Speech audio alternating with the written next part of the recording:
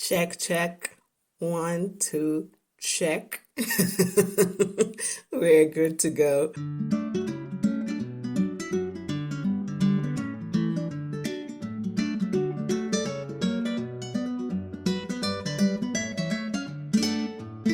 Welcome to another episode of In All Honesty. And in all honesty, I'm late with this episode because while I was editing the last one that was supposed to go up, I just felt guilty.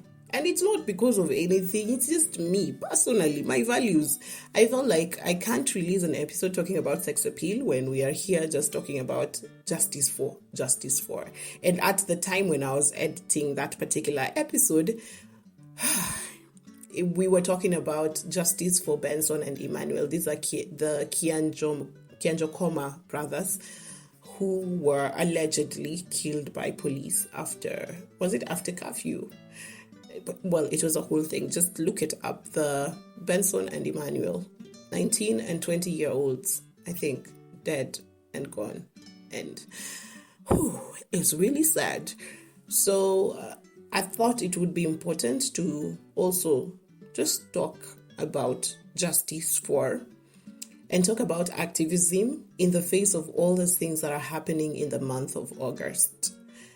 And so here we are. In all honesty, this is the first time I'm talking about justice for Benson and Emmanuel because I had never mentioned it before. I'm very loud on social media and I had not one bit mentioned about it, talked about it, nothing. And not because I was avoiding anything, it's because I was honestly, my systems shut down from the thought of it. My brain, everything in me was unable to process this particular information at that particular time. And it's hard, guys. And a lot of people tend to think that that's some sort of avoidance. And yes, it is avoiding to see, hear, feel some things. And for me, it's usually self-preservation. It's a lot. Sometimes my systems just shut. And I don't know if a lot of people know this, but there are days I just stay in bed and I can't leave and I don't have the strength to eat, shower, or do anything. And usually it's not because of something happening in my life. It's just from the things I've seen happening around the world. And your body takes time to process, your brain takes time to process. Okay? Yeah. So just get to understand that to begin with. And then now, you remember the times when I used to talk about extrajudicial killings, guys? It was like the police were used as a medium for fights between state authorities, politicians. It was those people up the ladder. So we were thinking, you lived by the sword, you can die by the sword. We didn't think much of it. But when it comes to a point where any of us, any day could be your last day on this planet, then you tend to think, okay, what is the matter? Because these people who've died recently, they were minding their own business. They were not in anyone's way. They didn't have a lot of money that you could probably take them up and ask for ransom.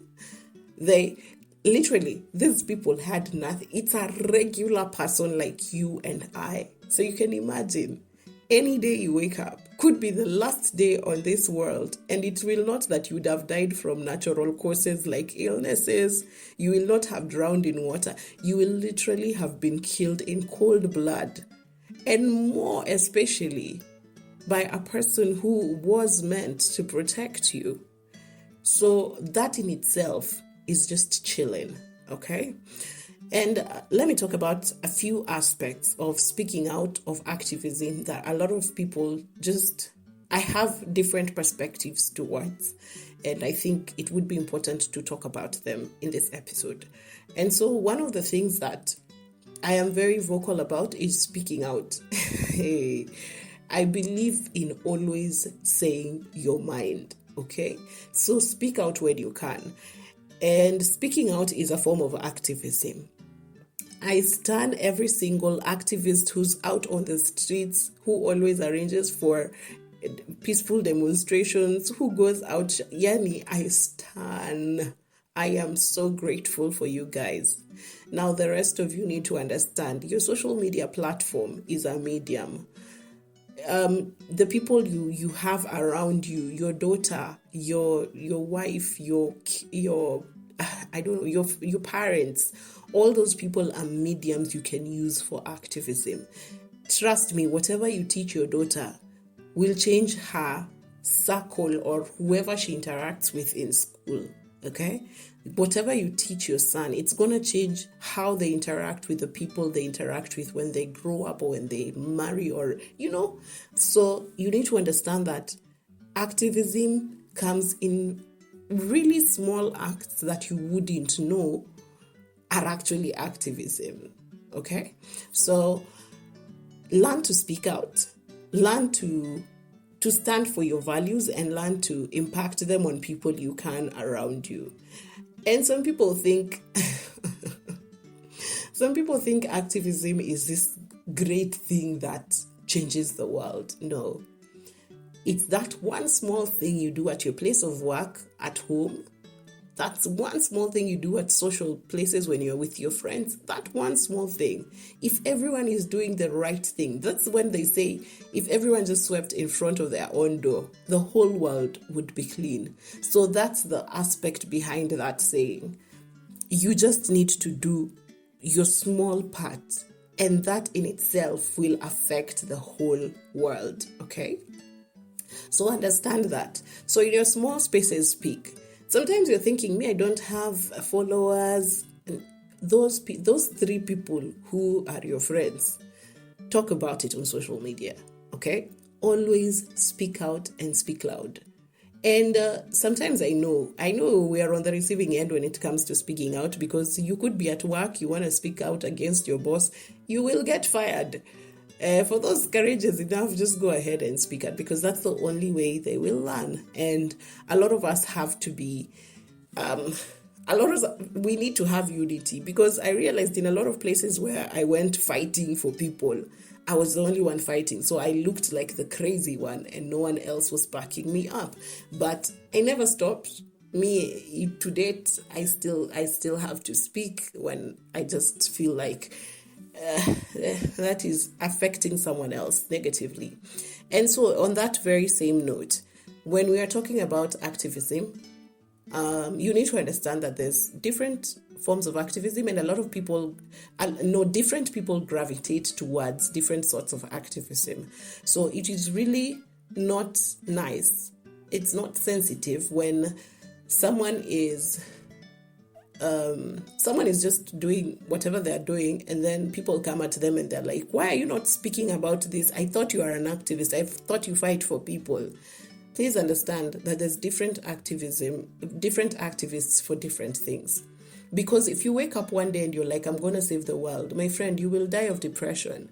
So that's why as human nature, people tend to specialize in something. So there's just people trying to make sure kids go to school, kids access education, okay?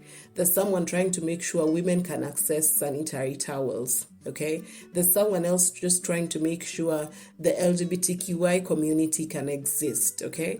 There's someone else just trying to make sure police don't harass people. Someone else is trying to make sure that when you apply for a job, you get it genuinely and you can go for an interview and you stand a chance. Different people are fighting for different things, okay? So when you see someone hasn't spoken about something, and they're usually probably very vocal about a certain form of activism or speaking for certain justices, they're not necessarily avoiding what you are interested in. Their focus could just be on something else. And whatever they're focusing on also makes the world a better place, okay? There's so many struggles in this world. So humans have divided themselves into fighting for different things. And you need to understand that. So, and also sometimes it just takes people time, okay? So a lot of people ask me, how come it was very easy for you to speak about Black Lives Matter and then it took you time to speak about justice for Benson and Emmanuel? Here is my excuse. When you're speaking about Black Lives Matter, it's something I have never experienced. Here, I've just experienced probably the kind of discrimination you get when you go to like bougie-ass hotels where, of course, they want the wazungos. But I wouldn't say like I have walked on the streets and someone has just come up to me and attacked me for the color of my skin, okay? So that is something I can't relate to directly, okay? But when Benson and Emmanuel happened, man, guys, it's right outside. It's in your backyard. This happened. This comes to you and tells you that I could walk out of my house right now and be beaten to death. This is happening here where I exist. And that's why I think that there comes the difference between those two situations. When you can talk about it, it's a bit far. Like there's a Luo saying where they say, I think food at the funeral or something. The funeral is nice when it's not at your home. Yeah. So I think it's food at the funeral. Yeah, food at a funeral is sweet when the funeral is not at your home. I think something of the sort. So it's easier to process information that's not, you see, that's why we can see the Taliban's and probably come up with conspiracy theories, because that's something, it's a bit distant for you, okay?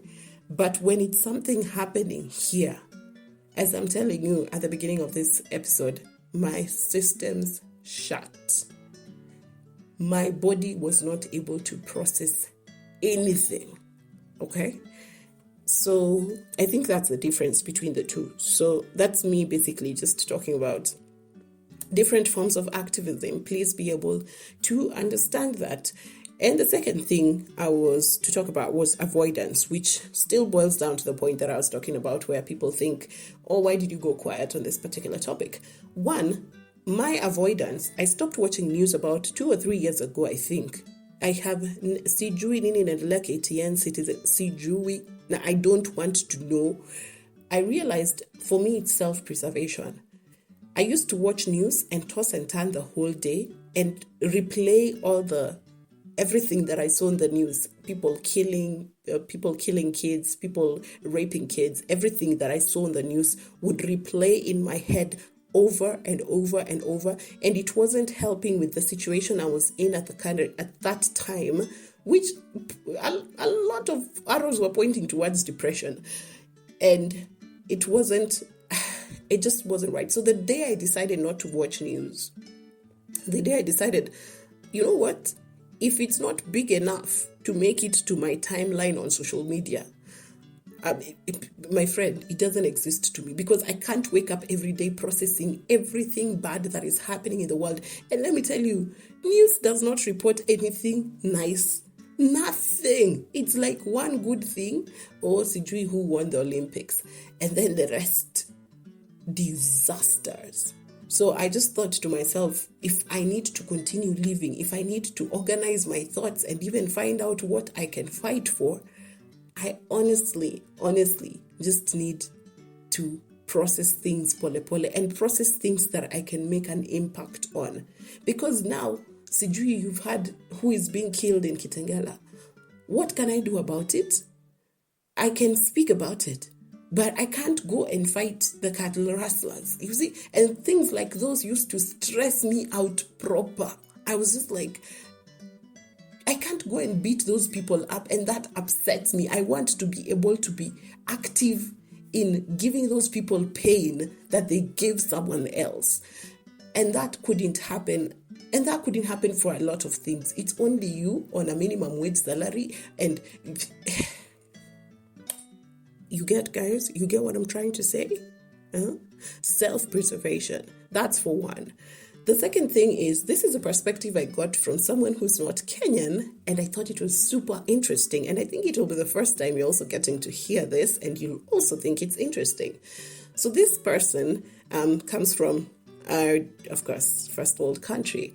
And he said when we were talking about Black Lives Matter, he said that he doesn't think about injustices or corruption in this country as much as he thinks about it in his country. No, in this country. Like in Kenya, he doesn't think about it much. It's the least of his worries, or at the very back of his mind. But when he goes to his country, he's very aware of his rights, corruption, he can speak about it very fast. Those are things he's aware. He's very alert about his environment. And when we asked him why that is the case, he said, in Kenya, it's far-fetched, okay?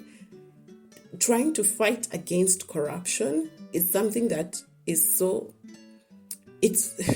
you can almost picture it as impossible. Therefore, it's just easier to process it as part of life, you get?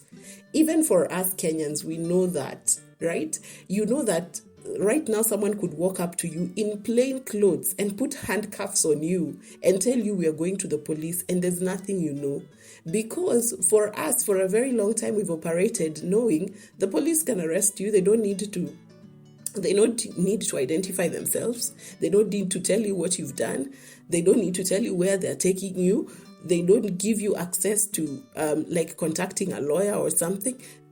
Tumezoea tu tunaishi kienyeji, okay? And you can imagine the corruption is ingrained so deeply in our everyday life that we don't think about it. Even when you're going to process a certain what is it called? Like where you're going to process a certain document, you put your budget together. They'll want an ID, they'll want a photocopy of this, a photocopy of that. I'll pay 4,000 for registration, and then I'll have 10K on the side just to oil hands while I'm going through the whole process.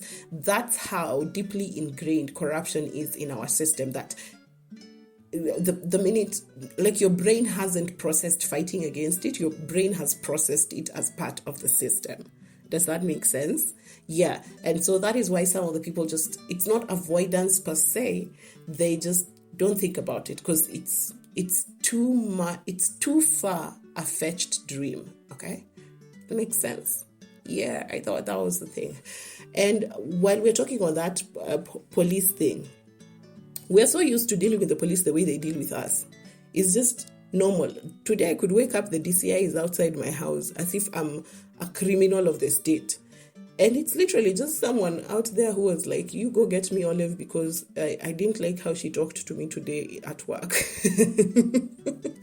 So also the justice for Benson and Emmanuel, you can imagine these were just young boys who had left home today. And then the next thing, they were arrested, and then allegedly the police bet them up to their death. And we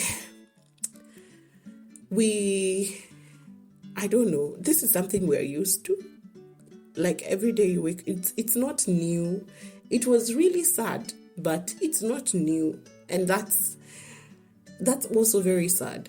And as I'm recording this podcast, just yesterday, one of the Wanavokali members was arrested in town. Just walking, plus with his teammates. And then, pingo kwa mkono, twende kwa police station. Well, at the moment, it's speculation that it's because he was wearing dreadlocks. But surely, who is not wearing dreadlocks in Kenya in 2021? Are we still going to get profiled by our natural hair? Really? And you see, this is how we've been operating with the police. And I have a theory about the police. And this is not, it's going to come out as playing the devil's advocate also. But I also I'm the kind of person who wants to understand things. I also want to get where the root of the problem is before I get to vilifying. But of course, we're definitely vilifying the police. I mean, that's not a question. But here's the theory that I have for the police, why the police are completely senseless. Have you ever tried to reason with them? Hey, my friend, it's like you're talking. No, even children are smart. It's like you're talking to stone. Ni mtu ambaye hana akili, not reasoning, lacks common sense completely. So here's the thing. You see, we are set to fail right from the beginning. From the time you're born, the systems in Kenya are set against you. So my thinking is that the police no, not the police, sorry, our education system from the word go was always pass your sciences, make sure you get an A. For you to make it in life, you have to score. And no one ever thought to look at where else are we gifted. And for someone like me, it was as stressful as I would get A's in all my arts, like in English, in theory, in anything that was not, including science, biology, I was an A student. But then there was just a problem with, you're not scoring an A in chemistry. Like, what nonsense is that? So all these things that I'm good at, you're literally just going to pick the one negative and bulge it into a mountain. So this is the thing. This system set us to fail because if you're not gifted in books, there is nothing you're going to do about it. So we know people who've scored a C and a D from primary school all the way to high school because no one ever checked to see where else they're gifted. And this books is not where they are gifted. And so our spirits were broken constantly from the age of 5. When do you join school? From the age of 5 to the age of 18, 19. Your spirit is constantly broken and you're told you're going to be a failure and there's nothing you will make in this life and you can imagine. So we are broken. By the time all of us are 18 and you are not very smart in school, you feel like you have no future. You feel like there's nothing for you. You feel like, if anything, you're bitter, okay? And then you can imagine you and that D of yours, the way you've been condemned to failure, to doom for the rest of your life. You with that D of yours, you go to police recruitment. You make it in. Sometimes I tend to think that it's just the drive of everything that was ever said to you in your life that keeps driving you until you're done with that training, because that training is ruthless, okay? And I'm thinking you go through that whole process and now you are strong physically. Like, police are very strong people. I believe they are very strong people. You've gone through that process, you're very strong. And then now someone is going to tell you, my friend, you're powerful as freaking hell. You have a gun. You're strong. You're a strong person. You can beat up people. And on top of it, you have weapons. You take this rungu and add on top of it a gun.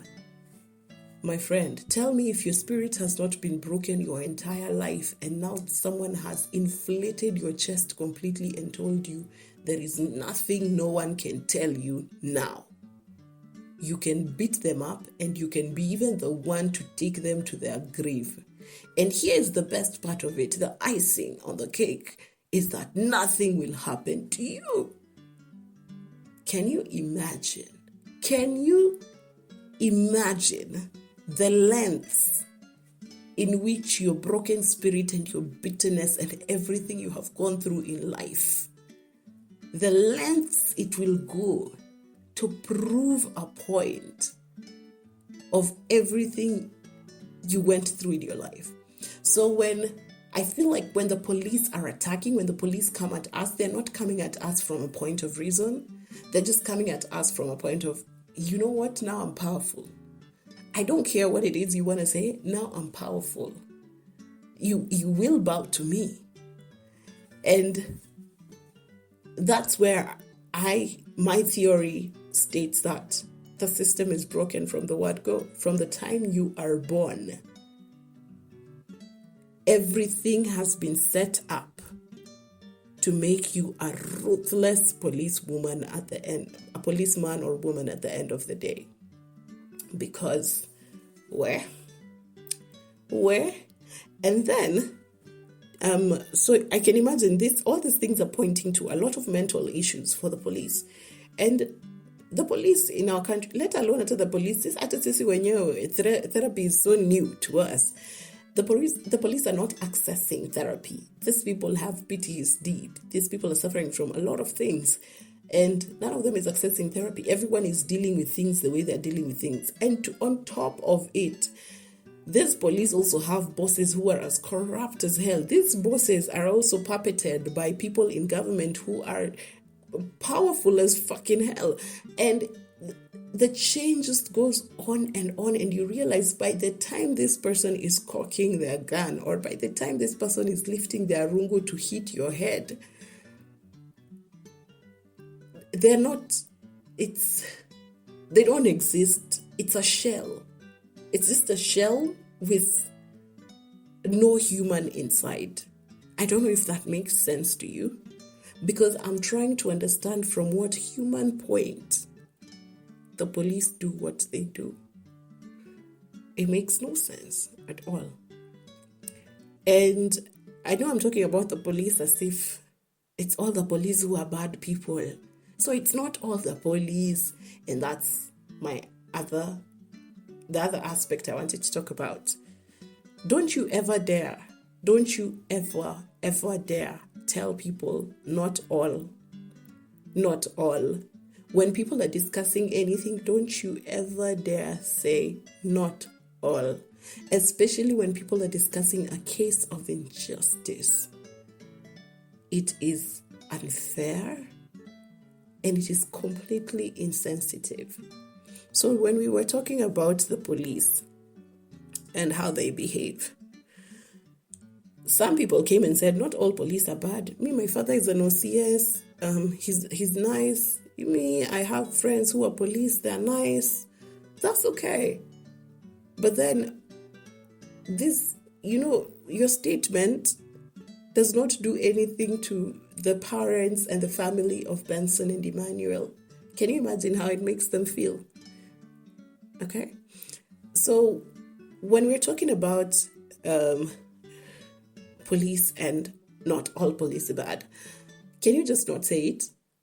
And here's the thing. When you know a good person, when you know, when you're related to these people, it's your voice we want to hear. It's your voice we want to hear speaking against whatever it is that those people have done, the injustices. We know they're your friends, we know they're your family, but this is not the time to stand with them. This is the time to call them out, okay? And here's the thing, in every form of activism, allies are very important. We always need allies, okay? They're not necessarily in the space that you're in, but they understand and they empathize, and that is very important, okay? So you, who your father is an OCS, we understand you're privileged, but do you know how powerful your voice will be if you also speak against police brutality? That is why we need allies. A lot of people asked, when we were talking about Black Lives Matter, a lot of people asked, why are you calling on white people to speak for you? Because you don't need their voice, but their voice is very powerful, okay? They are listened to. The systems listen to white people. So if a white person says, you will not attack my black friend, it comes from a point of authority. They will be listened to. So as much as we are fighting, and we're fighting from a point of just ask the people who have experienced the oppression, it would be really nice if the voice of the privileged would also fight with us, okay? So as much as we're here talking police brutality, we've been, as we are fighting from the streets, we're fighting from zero, we're fighting from not knowing anyone, okay? But if you, who is related, who knows this police, if you also speak against it, then it puts a certain level of authority to it. That's why we need allies, okay, guys?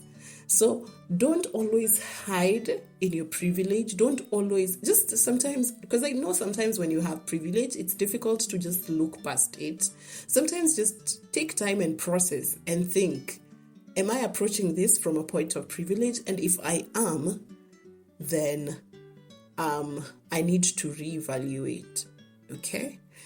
So if you see people going through something, even if you're not going through it yourself, please speak against it, especially if you're coming from a point of privilege. And that's why I saw people discrediting the idea of telling people that, can you imagine that is your daughter? Can you imagine that is your mother? As much as we're trying to discredit it, you need to understand that this is where we're speaking about the idea of allies, where your brother could do things to women outside there that he would never let be done to you. And if you speak to your brother against it, he's bound to listen.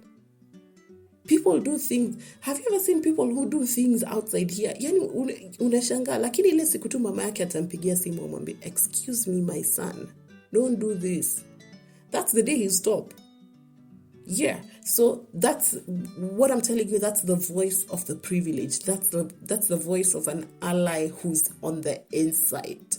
Okay, and we need it. Okay, I'm not going to say we need it because then it will feel like, oh. Anyway, it would be nice. It would be really nice if you come from a point of privilege and are speaking against the people who are offering you this privilege. It would just be nice. Okay. So those are some of the aspects that I just want to talk about when we are talking about justice for, and continue to speak out. It's difficult and we'll never get, we will get there. We will get there. And here's the thing about fighting. Always understand that it might not be you who'll eat the fruits of your labor.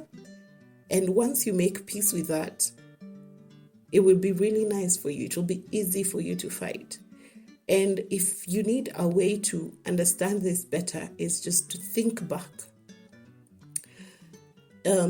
If my grandmother resurrected today and found that I could walk to the bank alone as a woman and take a loan, that I could buy property without bringing documents that belong to my father and documents that belong to my husband.